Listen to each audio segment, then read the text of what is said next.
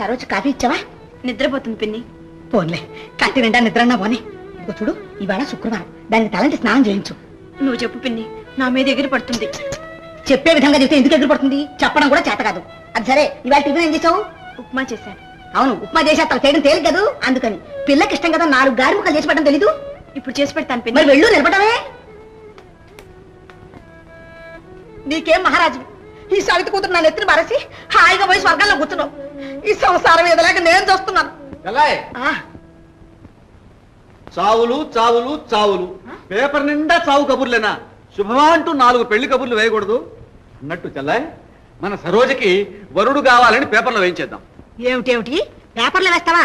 ఎక్కడా గతిలేనట్టు. ఏం చేయమంటావు చెప్పు. నేను మాత్రం ఎన్ని సంబంధాలను తీసుకురాను? అప్పటికి చుట్టుపక్కల ఊళ్ళన్నీ చెడ తిరుగుతున్నాను చెల్లాయ్. దేశంలో మనకి ఇంత గొప్ప పేరుందని నాకు ఇంతవరకు తెలియదు. ఎక్కడికి వెళ్ళినా గుండమ్మ